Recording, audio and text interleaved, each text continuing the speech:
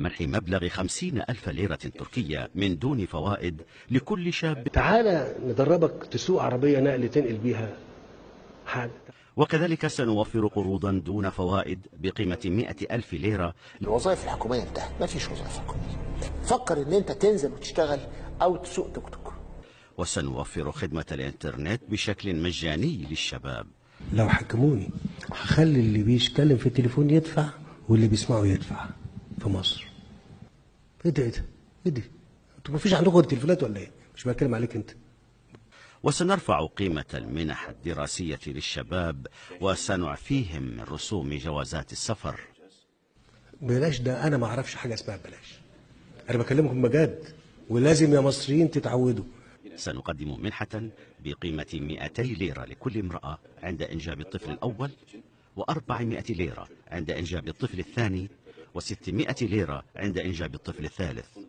وكنا بدأنا التطبيق فيه وسنواصل تطبيقه بفعالية.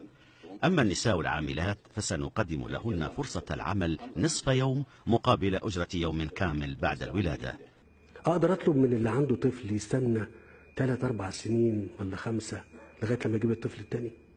اقدر اطلب من اللي عنده طفلين يستنى 6-7 سنين قبل ما يجيب الطفل الثالث؟ اقدر اطلب من اللي عنده 3 اطفال حتى الان ما يجيبش تاني؟ اقدر اطلب كده؟ حلال ولا حرام يا فضيلة الامام؟ حلال وحلال وحلال.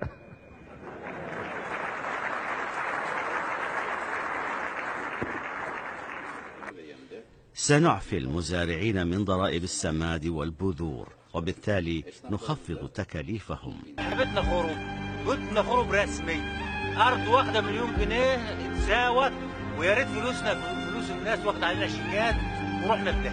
تعالوا شوفونا احنا هنا، شوفوا المايه اللي غرقتنا، شوفوا الناس اللي ماتت، ما بيسألوش فينا عشان احنا غلابه، وهم اللي بياخدوا الفلوس وبيسرقوها. ويجي المسؤولين الصبح يقول لك الدنيا حلوه